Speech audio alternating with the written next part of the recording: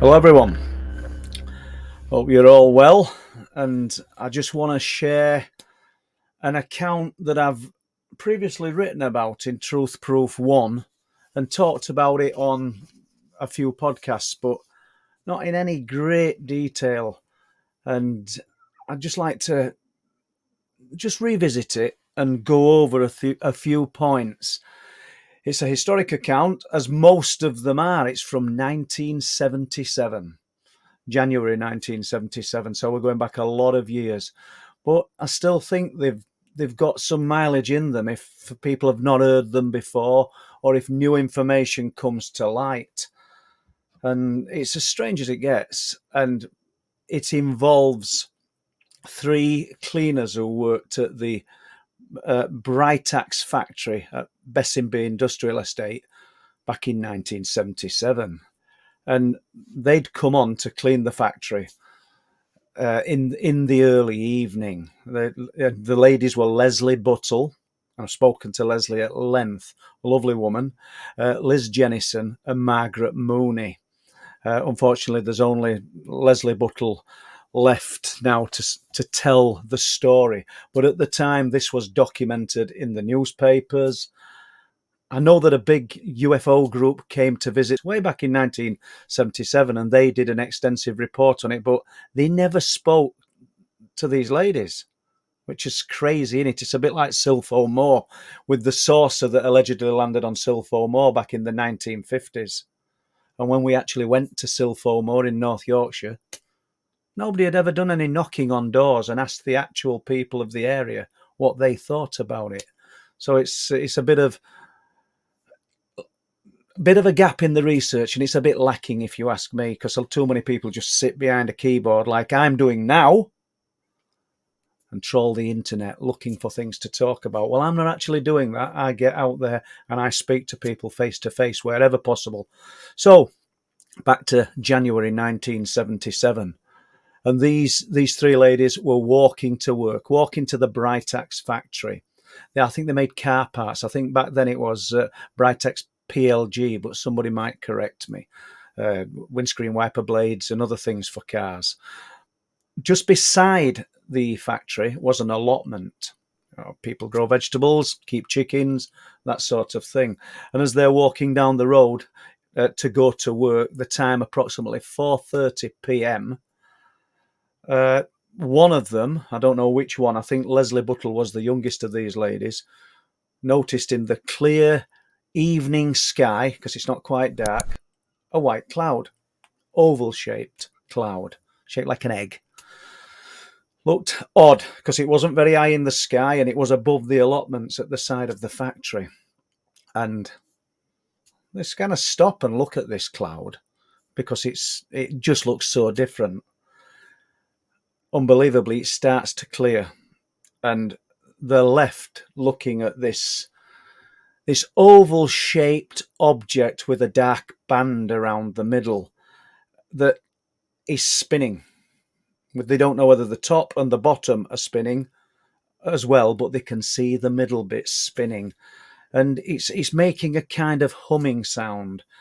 And they're becoming frightened. They're feeling quite frightened by what they're seeing and what they're feeling, because there's a prickling sensation on their skins as well. And they said that their hair started to stand. So there's static in the air as they're looking at this object. They can't quite believe what they're looking at. But they're in close proximity to this. They're literally across the road looking at the allotments, and it's at the side of the Britax factory. The middle part of it, this darker band, was actually windows. And for a time, it stopped spinning. When it stopped spinning, the humming noise stopped. But all the time, these ladies are still feeling nauseous. They're now starting to feel sick. And this static sensation on their skin, the irritation, it's really getting to them. And they said that when it stopped spinning, a green tube dropped down to the floor. As we got to near the allotments, we saw this thing hovering over the allotments, and it was just about as high as the bedroom windows, and it was that shape, and it had 7 windows. And as it was coming across, it stopped, and this thing come down. And the green tube drops to the floor. And almost like a vacuum cleaner, items that are on the floor of the allotment, as in leaves, plastic bags, everything, start going up into this tube. They're not sure if it's a tube of light or a solid tube type protrusion that dropped down. They're not sure. But they know they feel extremely frightened. Once it's finished doing what it's doing, collecting items from the allotment, the tube kind of retracts back into it, and they can see the windows until it starts spinning again. This spinning sensation that this thing's doing, and the humming sound starts, and it moves away. It goes into the distance. They're frightened, extremely frightened, not just by the static sensation that it's caused and the feeling of their hair standing up and the nauseous and sickness. There's a fear that's just overwhelmed them, and they hurry to the factory. And when we got to work and we looked at our watches for time, all 3 of us, our watches had stopped at 4:45. That's incredible. When that went over. Need to stress now that they were analog watches, they weren't digital, were they? No, the ones you wind up. Yeah. And so when you got into the factory, did you tell people? Yeah, we told them, but they just took mickey out of us. Yeah. And at the same time, at 4:45, the mill in the factory broke down. Right. When they get inside the Britax factory, they're surprised to see that all of the machinery in the factory has come to a standstill. It stopped at 4:44. They know that because they have to clock in at work, and the factory clock had stopped also, 4:44. Their own wristwatches had stopped. And, you know, that's the ability that this thing had. They told people within the factory that they'd just seen a spaceship. That's the way that they described it. And they were laughed at. Everybody laughed, and it was treated as a joke. However, the engineers came to restart the machinery, and Leslie said something interesting. She said the machinery started, and some of it ran backwards. And at the same time, at 4:45, the mill in the factory broke down. Right. And when they got the engineers and fixed it, it went backwards. How does that work? I don't know. But that's not the end of it. Leslie also told me that people in an official capacity came and had the town hall opened on the Sunday and looked through some kind of register, I believe, to see who owned the allotments. And then they went on to the allotments, and they were sweeping the allotments with what sounds like Geiger counters. What happened afterwards? You know, did anybody come to speak to you, or did anybody... I can't remember if I got a phone call. Something happened, and these UFO men, they went to the town hall here in Bridlington, and they managed to get it open on a Sunday, and they went to where we said it was, and there were signs of radiation. Really? Yeah. That's interesting. Yeah. So they wouldn't have been like me and Chris Oh, no. interviewing you today. Yeah. There's nobody... The town hall wouldn't get opened for us. No, would it? no, it so wouldn't. Somebody in official Yeah. capacity managed to get... And so they went to town hall for what? The allotment number? Or... Yeah, because they had numbers on each Right. allotment. So they considered it important enough to go. And what did they do? Take Geiger counters? They had one of them detector things. Yeah. So that's an additional bit that I sort of gleaned after speaking to this lady that I've not spoke about before. But what is also interesting is that in January 1977, the same month, there was a man walking home from the nightclub in Bridlington. I think the club was called the Golden Gloves. And he was walking up the road where the fire station would be now in Bridlington. Now there's houses there, and there's a supermarket there, but it was open fields. And as he's walking across these fields towards his home on the housing estate close to Bessinby, he claims that a solid green band at about upstairs window height slowly travelled across the field and past him. Other people had reported the UFOs, not just the Britax factory cleaner's report of UFOs into the newspaper. And he said to me, his name was Philip Morris. Phil said, I knew what I'd seen, and I knew these people weren't lying, but I weren't going to say anything. I was fortunate enough to work with Phil and get to know the guy, and he told me that story years ago. And I don't see any point in not adding it to this sighting now.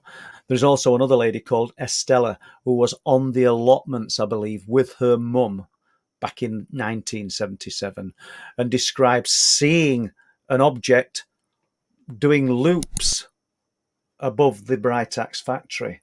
That's one that I'm going to look into more and add more to this account. I might redo this because I realise that there's more to add to it with Estella's sighting as well, because quite honestly, she said this thing like a ball went above the factory in a loop and down, above the factory in a loop and down, and all the way along. 1977. I will probably revisit this because I need to know the exact date of that sighting, if that's even possible. So just before we leave, I just need to jump back to Leslie Buttle and her work colleague's sighting. This oval object that hung above the allotments was said to be about the size of a small car. And it was cream at the top, cream at the bottom, with this dark band around the middle that she said was windows. That's what she said she was looking at, windows. 1977. Something the shape of an egg, essentially, could hang motionless in the sky. What did we have back then that could do anything like that? I don't think we had anything. Was Bridlington visited by aliens in 1977? And was that object that they saw just like the tic-tac that's described in present day in the 2000s? We saw this thing hovering over the allotments, and it was just about as high as the bedroom windows, and it had 7 windows. And as it was coming across, it stopped, and this thing come down. Yeah, it was like a tube. There was a bit, and not a real loud noise, but you could hear it like a humming. Yeah, a humming sound. And you said that I don't want to put words in your mouth here, but I think you said the humming stopped and that tube. When that tube come down, yeah. I can't remember which one of us saw it first. And then we said, what the fucking hell's that? Yeah. And we all stopped. And I think we were a bit frightened because it was only about as high as the bedroom windows in the houses further back. I think that Leslie gave me a great description of what she saw. And I think there's a good chance that this UFO sighting would have been seen by other people in the area.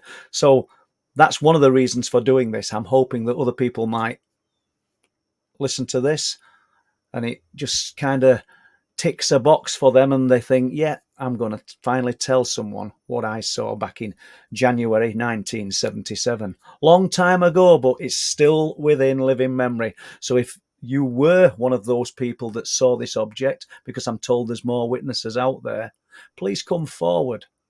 And remember, if you like what we're doing, just please press the like and subscribe button. Let's see the channel grow. And we'll see you later. Thank you.